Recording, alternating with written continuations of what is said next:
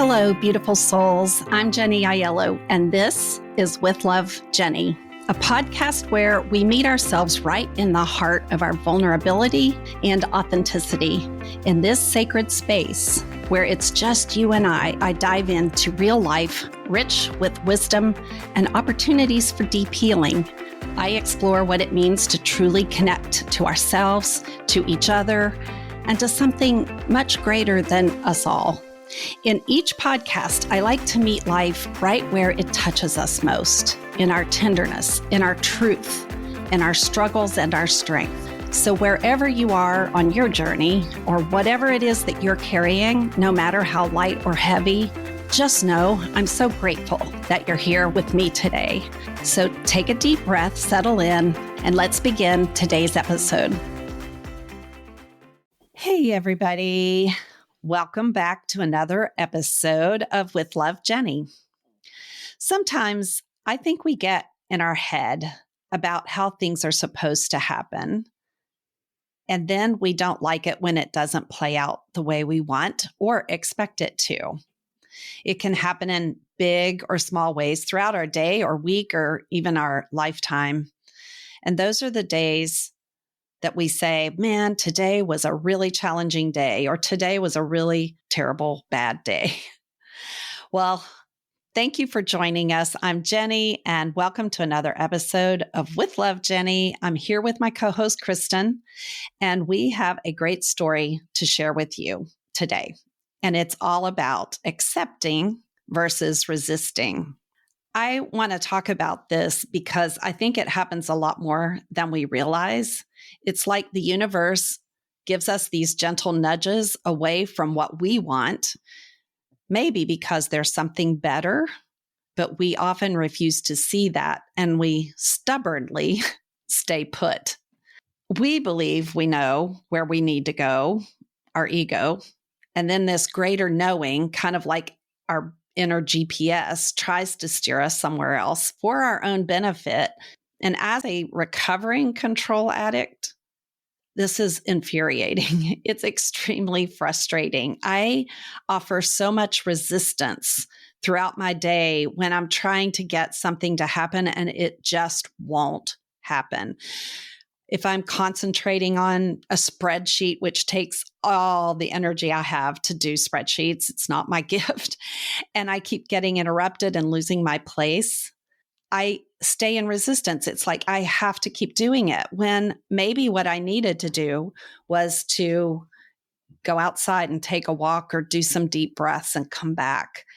I'm not listening to those nudges to direct me away from what I'm locked into in the moment. Whether it's a belief, whether it's an action, whether it's an expectation, I get locked in. And anything that tries to steer me away from that is perceived as a problem instead of as something helping me. So what do you do when what you want just doesn't flow to your doorstep? What do you do when you're meeting every possible kind of resistance like that? Do you push through or do you force it to continue? Do you control it like a pro only to discover that despite your effort, it still isn't working? Or do you just let go and allow what needs to happen to simply unfold? I'm curious about what that looks like for others, because I know for myself, a lot of the biggest lessons in my life, a lot of the most head tilting, head scratching, why did that just happen? Lessons revolve around my resistance to just accepting and allowing things to fall into place. So a few months ago, I was working with a couple and they mentioned they were actually in Puerto Rico at the time. And it reminded me of this amazing and frustrating and sad and disappointing story that happened to Bob and I, oh my gosh, about 20 years ago. And I can say now it was amazing, but at the time I didn't feel that way at all. So I'm going to share this story and then we're going to have a discussion about the lessons between acceptance and resistance and her experience with that. So here's the story. I was working in a direct sales company at the time, and I was busy raising all 5 of my kids. And I actually spent 9 months earning a trip for 2 for a 10-day Caribbean cruise. I and many of my closest friends that I worked with also earned the trip, would be island hopping through the Caribbean and enjoying all the amenities of a luxury cruise line. It would have been our first cruise. It turned out to be our first and last cruise. So without it giving you a spoiler alert, I'll skip some of the funnier moments of our first 24 hours at sea, like the one where I mistakenly read the directions for my seasick patch to be changed once every 4 hours instead of every 4 days. Let's just say I don't remember much about the first day. But on the second day, I do remember waking up in time to go to the captain's dinner or something like that. And we had to get all dressed up in our finest attire, and we all met downstairs for this beautiful, elegant dinner. And while we were eating, Bob noticed that it was hard to open his mouth and chew. And he's generally a quiet guy with very few words spoken, but he does like to eat. So after the first course, the pain in his jaw got so bad, we had to leave dinner early. I left and I finished my meal, but then I left to check on him, and he was actually in the ship's infirmary. He came back up and said that they told him just to take Advil and come back in the morning if it didn't get better, which he did around 3 a.m. I woke up the next morning to a note saying how to find him and to come meet him there. So fast forward, we sailed into the port in San Juan that morning. The doctor had arranged for a taxi to pick us up. A good friend on the ship was also a doctor, so he went with us. We taxied to the hospital for what we hoped was a quick visit and some antibiotics before our ship deported that afternoon at 5. None of the 3 of us spoke Spanish, so this was going to be an adventure all its own. It turned out that Bob had a very dangerous infection that was an abscess in his throat, and it was pressing on his carotid artery, and it was moving toward the trachea as it grew larger, which could prevent him from breathing or cause him to have a stroke. We waited and waited, and eventually our friend had to go back to the ship and let them know that Bob and I would not be returning because he didn't want to miss the ship's departure at 5, which was about the time that we were escorted into a hospital room. Now, if you've never been hospitalized outside of the U.S. or been in a place where you don't speak the native language, it's all very challenging. And our entire experience in this Puerto Rican hospital was filled with unusual and unexpected norms. Like we were supposed to bring our own bed linens and bath towels. And of course, we didn't know that, nor did we have any. But when Bob was able to finally take a shower with his IV pole intact, we learned there were no towels. So brown paper towels had to do. That was another story. It brings us laughs now, but at the time we were like, where are we? And why am I wiping my husband down with brown paper towels instead of being on this luxury cruise line? So I'm one for knowing how to make good lemonade when things go wrong. I'm pretty good at that. But I have to admit, as that ship sailed further and further away from us, I felt my sadness and my disappointment taking over. I felt my resentment building up for missing a trip that I had worked so hard for 9 months to earn. It didn't make any sense. Why was this happening, right? The days passed by. The cruise came to an end. My friends had to pack our clothes and get all of our stuff back to our home in North Carolina, and all of that actually arrived home before we did. And yes, I had to wear the same outfit every day because I wasn't expecting to stay at a hospital when we left in a hurry off the ship. So it became evident that we would not see that cruise ship again. And I had a day where I just walked outside of the hospital. I sat down on the curb and I just had myself a good cry. It was a pretty good pity party. I looked over to my right, and in the distance, I could see that beautiful blue water of the Caribbean with these trees that literally bowed down to it like it was royalty. It was so close, yet so far away. I never walked to that beach. I never really saw the Caribbean beyond that long street that gave me a little glimpse of paradise. And after sitting on the curb crying for about 30 minutes, I collected myself and I went back into the hospital room, and I gave thanks for the fact that my husband was indeed going to be okay and that we were getting the care he needed. We just didn't know exactly when or how this was going to play out. So here's some of the lessons I took from that. When you want or need something to go a certain way and it doesn't, I have a 5-step process that I went through that week that we were hospitalized in San Juan, Puerto Rico. One was to pause, to get present to what is and what is not working, and acknowledge both of them. Feel the feelings of both of those, especially the one that isn't working. So while I was putting on a brave face and I was adapting to what circumstances I had and I was navigating uncharted territory, I was being present to what was happening, but I hadn't allowed myself to really sit in the truth of what wasn't happening. This dream vacation. We were parents of 5 kids. We didn't even take vacations by ourselves. So this was like a huge trip for us. And so grieving that, getting through my sadness about all my friends were out there having the time of their life. And why was I sitting on a curb outside of a hospital all by myself, feeling very alone?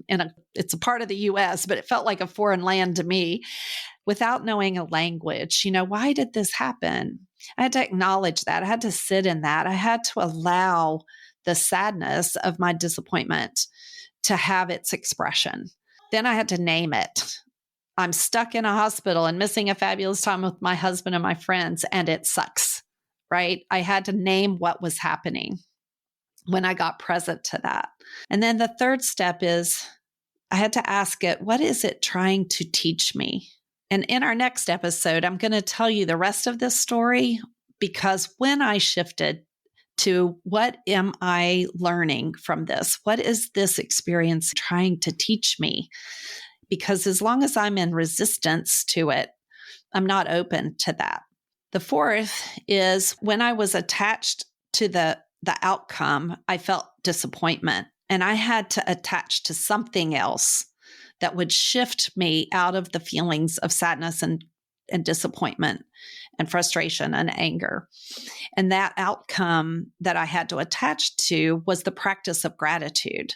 This was a huge, huge step in shifting what happened from that moment on. I was so grateful that I had parents, mostly my mom, holding down the fort at home and getting my 5 kids to where they needed to be. And I didn't have to worry about whether or not they were safe. I was grateful to my kids because I had great kids, and especially to my daughter, who was the oldest, and helped with the younger ones, knowing they were so self-sufficient and independent that my mom wasn't going to be totally stressed out. I was grateful for the doctors. I was grateful for medicine and kindness, compassion, and friendships. I was grateful for my BlackBerry phone that allowed me to stay connected to my family, even when I was sitting on that curb. Got some good support from my brother that day. I was grateful for having everything that I really needed, even if it was just enough to get by. So attaching to the practice of gratitude shifted everything. And then the last part of this process was surrender. I had to surrender to what was happening instead of trying to control what I wanted and what wasn't happening. Well, there's the catch, right? Instead of saying, why me? I had to start saying, why not me? What if I was the perfect person to experience all of this? What if the universe conspired to give me this experience, redirecting me to something I needed that was way better than a luxurious cruise? I couldn't even fathom that, but I could sit in the question and ask, why not me? Why am I so special that I think things don't go wrong? Or why am I so special that I think there couldn't be some miracle in it that I didn't deserve? How did I look at that? That was a really big opportunity. I know I sat in the hospital and journaled on that later that afternoon. So the rest of the story, let me just tell you, Bob was released from the hospital. We flew back home. We ended up missing the entire cruise. We stayed in that San Juan hospital until they allowed us to come back to the stateside to North Carolina. The CDC had to approve us for travel. Bob had to have an ENT lined up here in North Carolina so they could transfer his care. After we landed, we went straight to the doctor who immediately admitted him to the hospital. And seeing how quickly the abscess grew between being taken off the antibiotics and getting here and to the hospital, they felt he had to go right back on IV antibiotics. So we spent the night in the hospital. He had surgery the next morning. And we were so grateful that his body responded so well to the surgery and the antibiotics, the medicine. And he eventually regained his full health and strength very quickly. So, Kristen, I know you've experienced a few things similar in a health crisis, but other things. What would be your experience of accepting what is versus resisting what you want to have happen? Well, I know I've spoken about this quite a few times. I haven't really gone into too much depth of the brain bleed that I had 2 years ago, but I have a whole story around acceptance when it happened and then acceptance recently from my most recent doctor's visit. I too was planning for something. It was a big conference and I had put my heart and soul into it. But I also, at the same time, looking back, was ignoring my body and putting my work above all else. If that meant getting up at 6 a.m. and working till 9 p.m. to make sure that I didn't look like I messed up. Like I just wanted to make sure that everything was perfect. This is my first conference I was putting out, and it was a 3-day conference with over 600 people. So just to put that into perspective, it's not like a 1-day thing for 90 people. I mean, it is huge. And I was very nervous about it. I finally got to a point where, because I'm a very organized, methodical, logical person, I got to a point where I felt good with what was in place. I even said that when we did our tour through the convention center with our rep, I'm like, I actually feel really good about this now. Well, on May 1st, our conference was, I think, 2 or 3 weeks into May, I started not feeling well. And I thought it was a bunch of different things. Did I have COVID? Was I pregnant? Did I have allergies? What is this dizziness? And I had finally said, okay, I'm going to go to the Minute Clinic. And I woke up that morning, I had made an appointment and the room was spinning like I had never experienced in my whole life. I didn't even think I could move my leg. Like I didn't know what was happening. And Chris is like, my husband is like, I think we need to go to the emergency room. And I'm like, I don't think I can get out of this bed. And it took an act of God, really. I don't even know how I got down the stairs. And we got there, and to speed up the story, a CAT scan showed something. So they sent me immediately to a big hospital into the neuro emergency area. And it came that I had a brain bleed. And I was like, I was like, what? When I first heard the word, I'm like, are you sure? Like, I don't even understand what you're saying. I'm about to put on a conference. How can I be having a brain bleed? And where am I? Why are all these people surrounding me very concerned about what's going on? Like, I'm like, I gotta go. But at the same time, I knew I couldn't.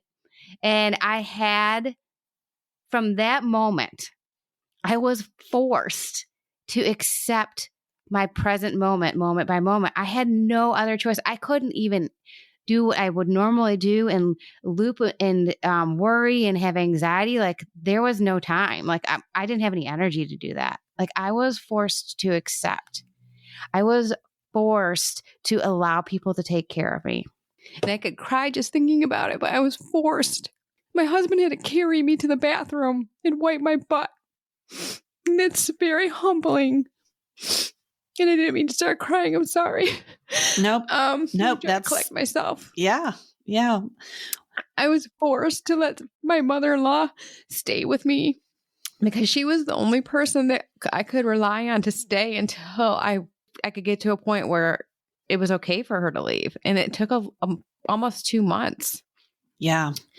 I was forced to sit in my living room, and I couldn't even look into my kitchen because it would make me sick to move my head.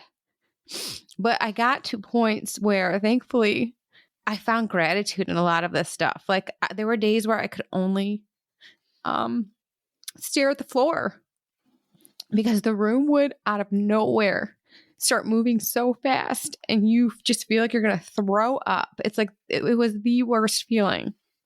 And I didn't know when it was coming. And then you could feel it coming on. I was like, but I got to a point, I'm like, okay, I felt good for 3 hours that the weird vertigo has not appeared. Then there'd be a day where like, okay, there's no vertigo. I just feel nauseous. Okay, this is okay.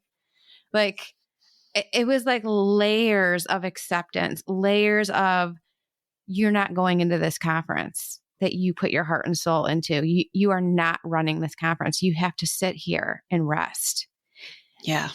And it was, and this is to put it in even a bigger perspective. My dad had passed away 6 months before that of a brain bleed. Yeah.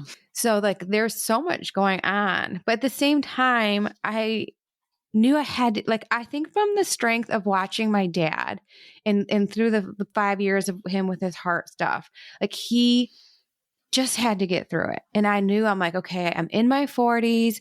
I'm not going to, and at least I was thinking that's like, I'm not going to die. Like, I just have to get through this. I need to get to the other side. And I did. I got to a point where, like, I think it was late August, I started working part-time again. Yeah. And then I finally got to working full-time. So in my head, I thought, okay, I'm going to heal from this. And then I'm going to be back to normal. And another side note is what I have is a birth defect with the blood vessels in my head. And one of the veins, the walls got weak and it just leaked. And I have these different areas in my head with these vein clusters. They're like very thin, berry-like and like berry shaped, like a strawberry, but very intertwined with each other.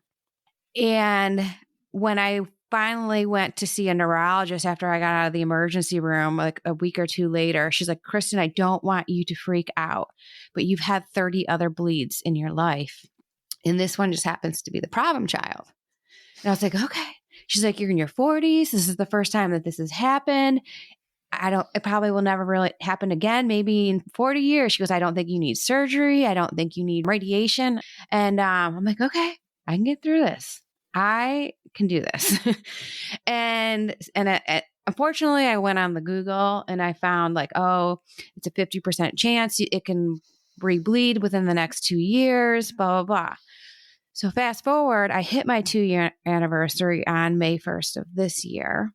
And this whole time, within these 2 years, I've been feeling nauseous off and on, getting light vertigo. So then I go into panic mode of like, okay, is it happening again? Do I need to brace myself for that nightmare? Because that's what it felt like. Even though now, like you said, like I can see the gifts in it and why it happened. And I'm not special. Like it's like people train you to live like you're going to have, you need to be healthy or you're not acceptable. And it's right. Like, you know what I mean? Right. Like, so it's like, I was embarrassed that happened to me. I didn't even want to talk to anyone on the phone for like 2 or 3 months after it happened. I didn't even want to go take a short walk outside because I didn't want to see people seeing me walk, holding my hands out to balance myself and taking very small steps. Like I was mortified that this was happening to me. So anyways, I am a perfectionist and a control freak, and I have done a lot of things to change the way that I work to not stress me out. I'm very conscious about how I eat and how I make sure I move my body every day and I don't eat lunch in front of the computer anymore. Like work is not my main thing. But to get back to the acceptance, I went and had my MRI this year, and I have to have annual MRIs to check on and see what's happening. And I went to the doctor and I've told him, I'm like, I still am not feeling well. And he's like, well, the big problem child brain bleed is healing. And he said, I don't think that your symptoms now are correlated with that, but you still have other bleeds happening in your head. And it's always going to happen. They kind of bleed into themselves. And basically, if you ever have extreme symptoms, go to the ER, but there's nothing that can help you. I can't give you a pill. I can't send a little robot in there to fix all these areas for you. So I'm like, holy crap. Like this nauseousness may never go away. And I have anxiety. I'm a worrywart. So like even right now I have mild nauseousness, but it's like I have to come to a point to like not let this take me into depression, not let me feel like a victim. Like I want to live my life. Like I want to be a happy person. I want to enjoy my kids. I want to go camping. I want to be outdoors. Like I need to learn how to deal with this. Right. So it's like I thought that one big bang was my lesson in acceptance. But Jenny and I were kind of prepping in this call. It's like acceptance isn't like, okay, I accept this. Acceptance is a practice that you have to choose over and over. And I wonder too, like, if this wasn't here, would I take life for granted? Would I be as connected as I am spiritually with God? Like, is this a constant reminder to stay on track? Right. And why were we taught to feel nauseous that that's bad? Yeah. Well, because it doesn't feel good. Because it doesn't feel good. But maybe that daily dose of nauseousness, hourly, minute by minute, some days, because the image of you walking with your hands out to the side to keep yourself in balance really resonated. As I was listening to you say that, I'm like, is that the lesson?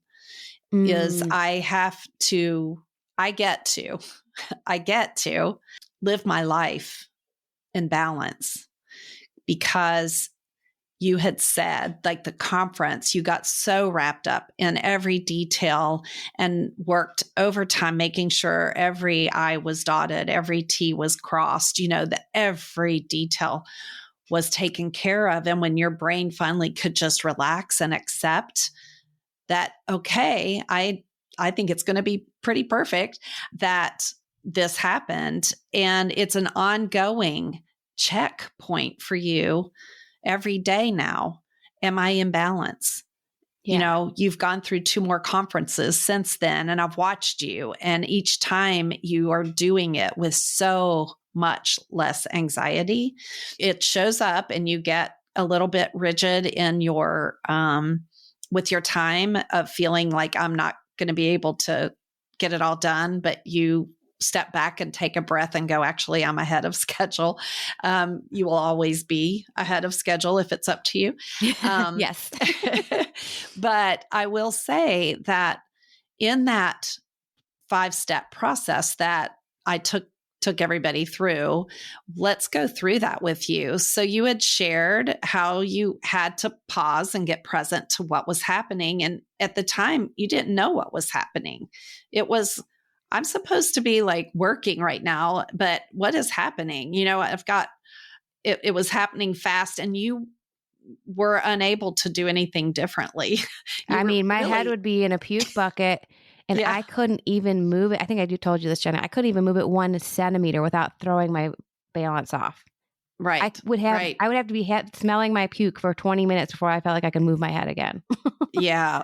It's, anyone that's experienced, just to be sensitive to anybody out there who suffers from vertigo, has had vertigo, or has had any kind of an experience with extreme nausea. The specific to vertigo is I've had that experience, and it's one of the most helpless, vulnerable feelings in the whole world, because every time you move your head, you trigger an extreme, the whole world. It's not like you're dizzy. The room literally, I remember my eyes literally watching the ceiling fan Yes. rise and set like the sun over me. And I'm like, I know that the room is not going upside down and right side up, but my eyes could not see it being still. And so the constant spinning, like you're in a permanent cartwheel, or the house is flipping upside down, the bed is flipping upside down. Yeah, I couldn't be left alone. They had to ask a neighbor, they had to ask around to get a baby monitor. Yeah. Yeah. You can't stand up, you can't walk, you can't find your gravity. It's very unsettling. So a horrible experience. So you had to get present to what was working and what wasn't working. Then you had to name it. And that was what the hospital was doing, right? Like, I'm experiencing something. My empathic ability right now is at play because I'm feeling all this nauseousness for you right now. Like, oh, let me let that settle down. But naming it, you have a brain bleed. It took a lot for them to get there, but that once you knew, okay, I have a brain bleed, then it's like, what? Denial can even go in, but I have to get over it. How long till I'm over it? Can I go to my conference? It's coming up in a few weeks. What's this mean? When's the vertigo going to stop? Even though you name it, it's okay. Now I know what I'm dealing with, but our ego and our desire, our will overrides what's happening. Okay, well, I know, and then we go about how do we get what we want? And that's when, okay, I've got to start practicing acceptance, which is what is this teaching me? And how can I learn that? And how do I accept that it's happening? How do I accept what's happening as a way of centering myself, quite literally. In reality, right? And then at what point am I capable of moving into gratitude in a situation? Yours was much worse than my story. I mean, I'm sitting on a curb outside a hospital, not knowing how I was going to ever get home or when. And my husband if he was going to be okay, or what. But you were the person experiencing extreme physical paralysis, so to speak, of what you could do in your day-to-day living. And that is a level of vulnerability that's huge. And so one of the things we talked about in prepping for this episode is what it's like to be in that helpless position. I was not the one who got sick. My husband was. You were the one who got sick. And for Bob, it was laying in a hospital bed for all that time, not able to do much of anything, knowing that he was the reason I was missing out on this big adventure that we were on, knowing that he could interpret that as he was the problem.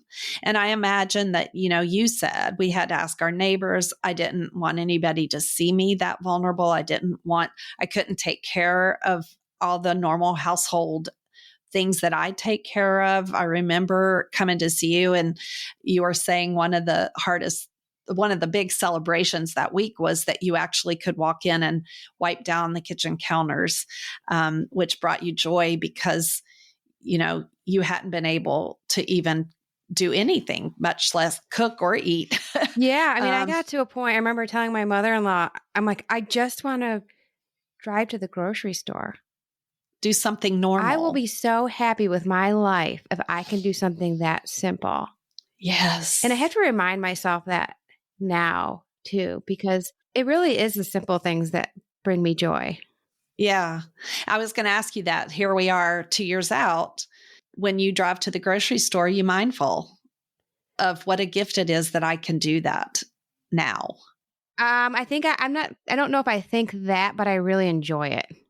Good. Okay. Yeah. So it's an important, that's where gratitude is also a practice. The acceptance is a practice. I have to keep accepting. I might be nauseous, but I'm still able to go to the grocery store and I enjoy it. And I have to accept too that I have no idea if that is ever going to happen again.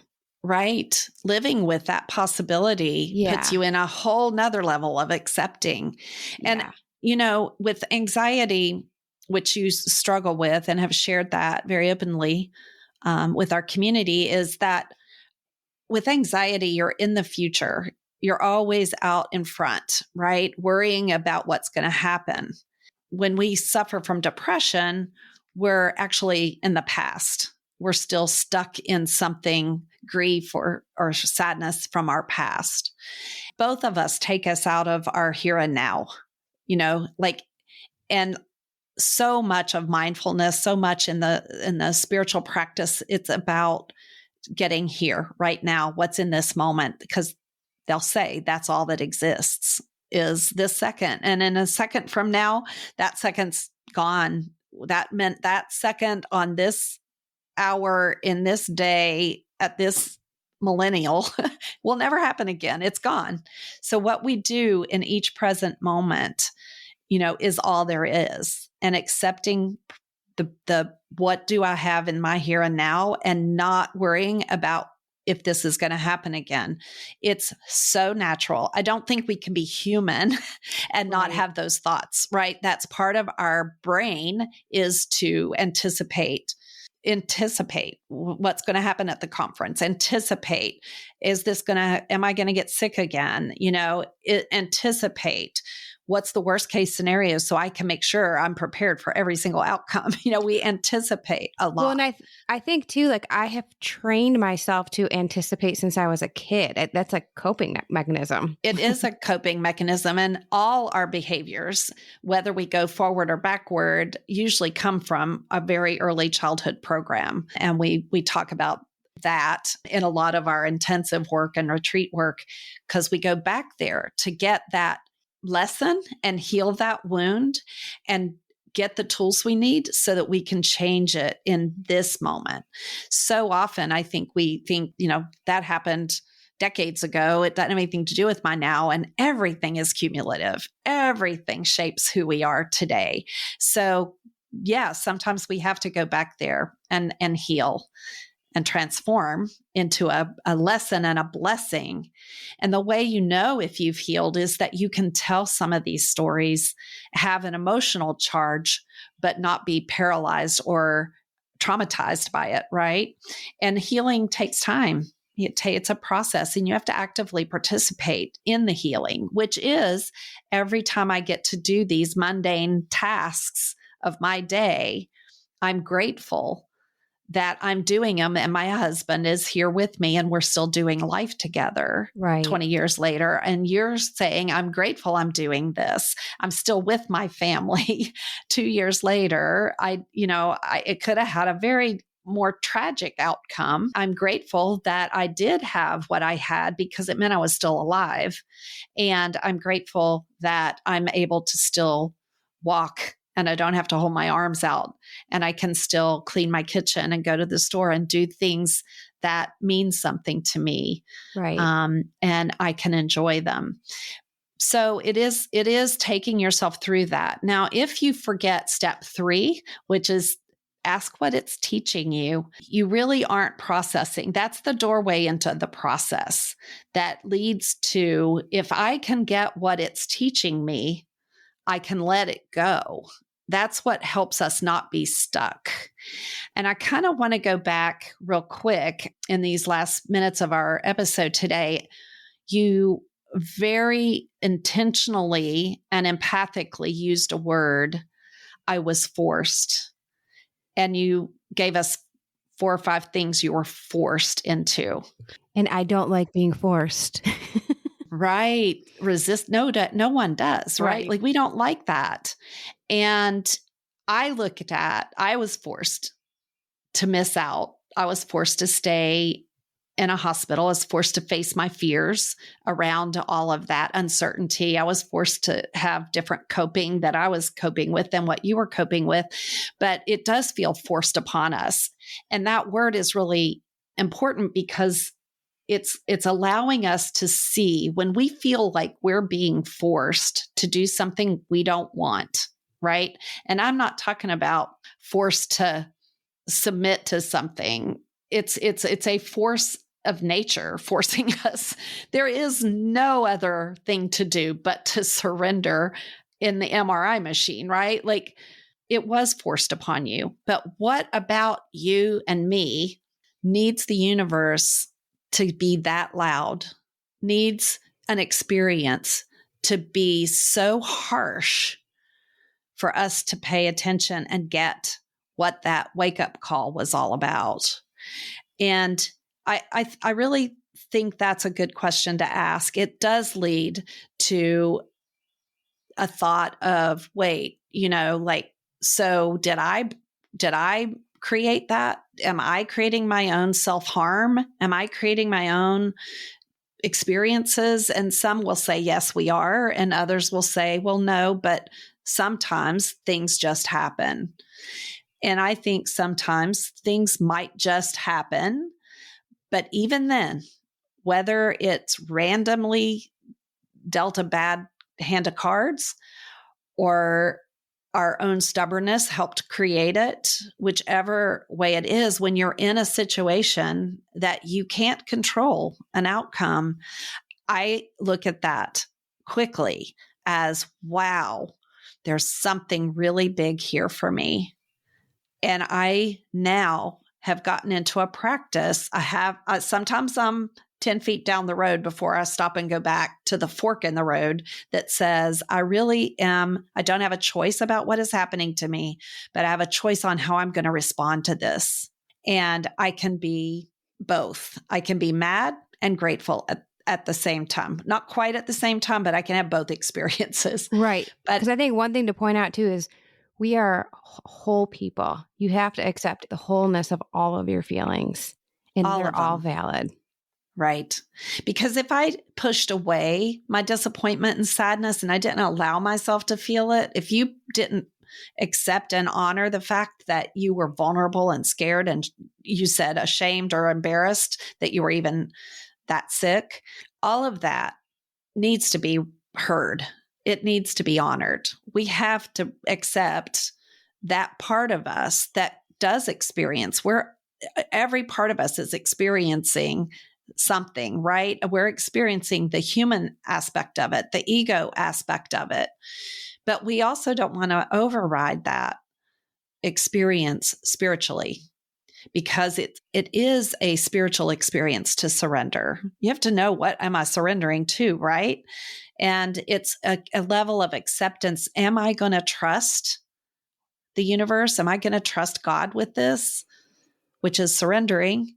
Or am I going to keep trying to do it at will, which is resistance sometimes? And I think both are necessary. Yeah. I think they're both needed. But often we get into our victim mentality and our desperation for it to go away and forget to step through that doorway of learning what it's teaching me and developing that spiritual aspect of the journey, which is where I come to a place of peace, usually, with what is. I think there's so many lessons and gifts that I have received from this. And I'm thankful that I've done the work to be able to reflect. And I know I've told you this, Jenny, before. I'm so thankful for you, because if I haven't done all this work, I don't know how I would have handled the situation. I think about that sometimes too. The Kristen I first met, right, who had never opened herself up to this spiritual path at all, which is so, I saw you as who I think you authentically are. I see people's energy, and the words that would come out of your mouth didn't match your energy at all. And it was so fun to watch you. It was a beautiful flower blooming into its fullness, and just in time to have that experience. Just in time for a horrible experience. Yeah. Well, one of the lessons that I think that I've learned, and it's so cliche, but is slowness. Like, yes. And you look at nature, for example, like everything is very slow in how it comes into form, unless there is a force of nature, which nature needs to rebirth. Yeah. But I've had to come to learn healing does not happen in a week. Healing may not even happen in a year. Can be very slow. But there's so much magic in the slowness, because when I am slow and I do take the time to do my morning time, I feel centered and connected to God. Right. And before this last conference that just took place, I got into a little bit of my old habit, and I wasn't doing my morning time that whole month. And I started not feeling well. And it's funny, when I went to the doctor after my annual MRI, he's like, Kristen, this is going to sound really corny, but I really suggest that you meditate every day. And I'm like, that does not sound corny, but I do need to get back into it. Because he said 1% of his patients have what I have. And to me, I'm like, okay, is that 2 people? Is that 2 of us? Is that 5 of us? Right. But the one common denominator for triggers is stress. Yes. Yes. So, and at least I know that. I know I need to stay hydrated. Like, I know things I can do, but Right. I need to really integrate acceptance. It's like a minute by minute choice. Yes. Practice it every And I minute. just had a session with Grace.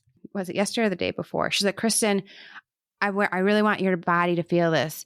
You are not put on this earth to fix yourself. You are put on this earth to integrate the process of going through life.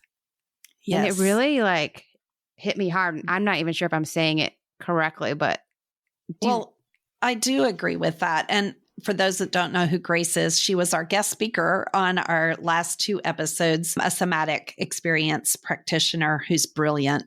So if you missed those 2 episodes, you might want to go back and listen to them. But yes, we tend to want to fix things. In my coaching philosophy, I'm not here to fix anyone. A lot of people will come in, and a lot of people send people to me and say, you need to fix them. And I don't see you as broken. I see you as whole. And I think when you said it's I have to be in the healing journey, I think that our whole lifetime is a healing journey. I think that when people ask what's the meaning of life or what's our purpose in life, for me on a soul level, it's to expand and grow. And on a personal level, it's to heal. Healing me helps heal the world. And the more I will find parts of me that aren't in alignment, that aren't connected to God, that aren't in integrity with my own values and priorities, are all little splinters in my energy that lead to eventual woundedness and pain that I have to then work on again until I learn the lesson. So there's a lot of very deep ways to look at life and what it has to offer. But yes, integrating, allowing us to be imperfect, ourselves to be imperfect, allowing ourselves to experience the lessons in whatever form they come. I think every day, every moment holds a miracle and a blessing and a lesson all at once. And we go fast. So to your point, and to the point that, we are learning more and more about the gift of slowness, is that we have to move slow if we're going to capture all those things in 1 second. If our mind is already 4 hours ahead, anticipating what we're going to need by this afternoon or what we're going to do by the time we go to bed tonight, we're missing a lot. And yet we are human, and we have to have goals, and we have to have productivity, and we have to meet responsibilities, right? So those are parts of our life, but not all of our life. And when they become the all, and we don't have room to stop, to slow down, to meditate, to put our bare feet on the earth, to put our hand on our heart and give thanks, to offer a prayer, and to slow our speech and slow our thoughts and slow our bodies, we miss so much. Yeah. We miss so much going too fast. The one thing that I've been doing recently, because we got a new dog, he's teaching me so much. He's teaching me about play, but also to enjoy. Yes. And so now every lunch, I take him for a walk behind our house on the trail, which I would never allow myself to do. And I am in the slowness. I am in beautiful nature. And then I take the time to water my garden, which I'm thinking, oh my God, I should be at my desk. But oh my gosh, what if this is the really important thing? To be out here Right. taking the time to be present with me, Right. not with my work. Right. And that to me was the greatest lesson of the brain bleed when it happened. It's you were out of balance.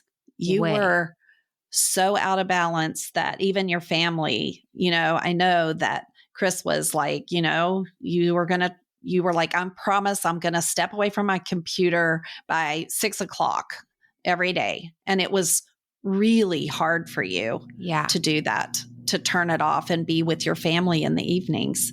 And it had gotten so intense internally for you, right? Oh yeah. Like I it mean, was, Chris said, the whole house can feel your anxiety right now, Kristen. yes, We can't keep going like yes. this. Right. And so something had to stop you because you weren't listening to a nudge. You weren't going to do it. You weren't and that's listening kind of to a lesson him. too. Listen to the nudge. Exactly. And he was nudging you. I was nudging you. I'm sure there was a million other feedback loops for you saying, chill out. Right. And the stress levels got way too high. And so the nudge led you to a full stop. I saw a meme recently about, you expected God to communicate with you with an answer, and you're moving so fast and you couldn't understand why he wasn't responding, but his answer was in the flower that he was showing you. Like he was communicating to you through the flower, and not that it was words, but right. And I don't even know how to put this into words, but like when I'm watering my plants, it is centering the freaking crap out of me. Yes. It's you're actually watering your soul at the same time. Right. And people expect to have like this dialogue with God sometimes. And I don't think that that's how it is. And if you're moving too fast, I don't know how that can even happen. Right. And sometimes it's just sitting with God in the silence is so profound. Don't they say silence is the biggest prayer? Yes, it's a beautiful place to be. But that example that you gave of I take a break and I take my dog on a walk on the trail and I feel my joy and I feel my body relax, and then I see my garden and I stop and water it. And you had a thought, I should be at my computer. I'm going to get in trouble. That's what I think. Your energy was very different when you said, and then I had this thought and I should be at my computer. And then I went back to, but it's okay for me to be here because I'm enjoying this. And are you ever going to be an irresponsible employee? No, not on this lifetime. No. You're not going to let that happen. You will find ways to get every aspect of your work done in perfection. Yes. As much as possible, but to allow yourself time to breathe and time to appreciate beauty throughout your day is that balance, right? Like it is taking those breaks. It is stopping to appreciate. I just had a thought that God likes to communicate through love and action.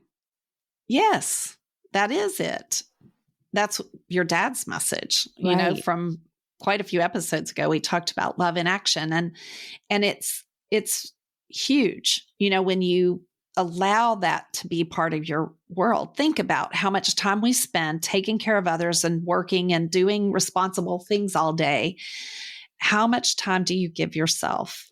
Yeah, this has been kind of loud for me too. The word service came to me through something, and I'm like, okay, what does that mean? Do I need to donate my time at a food bank?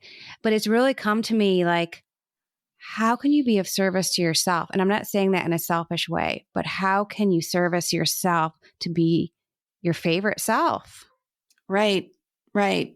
Giving yourself radical self-love and self-care is huge, and receiving it so that we don't have to have that nudge, being able to do that for ourselves along the way.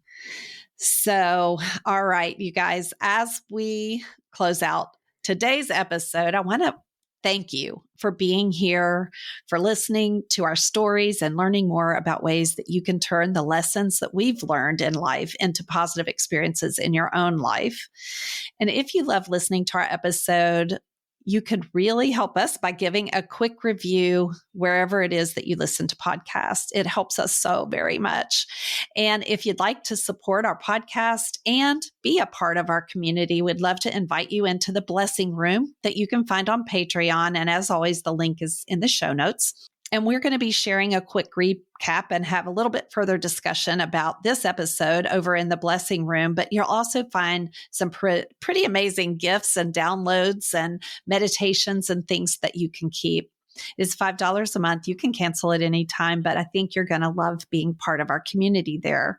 And that leads me to the last thing I want to share. This community that we're building, this is what Kristen and I love most. It's why we do this. It's a place where we can provide a sacred and soft place to land and to talk about hard things and vulnerable things and share our stories and some of the most intimate and challenging parts of our lives. There's nothing I can think of that could be possibly shared where you would not find that you're not alone. You're not the only one who's experienced something like that. My mom once told me that no matter what is going on in your life, there's someone in the world who would give anything to trade their problems for yours. And that really stuck with me.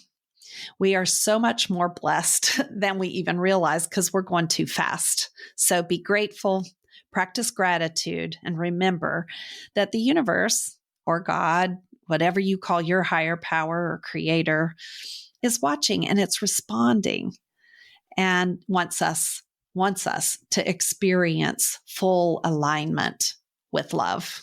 Take care. Thank you so much for being here with me today. I hope you found a spark of wisdom to carry with you and maybe even a deeper invitation to heal and grow and transform through your own beautiful story. Or maybe this episode made you think of someone who could use encouragement. And if so, I hope you will share it with them. If you'd like to learn more about working with me or attending one of my healing retreats, coaching programs, and other offerings, you can visit my website at jennyaiello.com or email me directly at jenny@jaiello.com. You'll find all the links in the show notes. If today's episode touched you, it would mean the world if you would leave a review or share it with someone who might need it, or just reach out and let me know how it landed for you. I'd love to hear from you. I'm building something special here. Real stories, real life, real connection.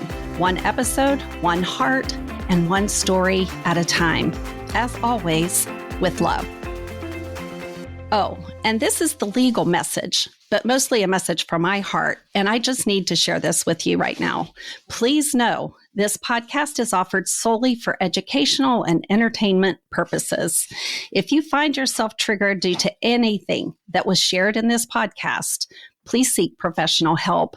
This podcast is not intended to be a substitute for mental health services. While I am a professional life coach, I am not a psychotherapist, nor am I a mental health clinician. So if you are struggling emotionally, please seek help because you matter, you are important, and most of all, you are worthy of doing this work, the work that leads you to a better and healthier place. Okay? All right. Thank you. And please always make enough time to take care of yourself and do so with love.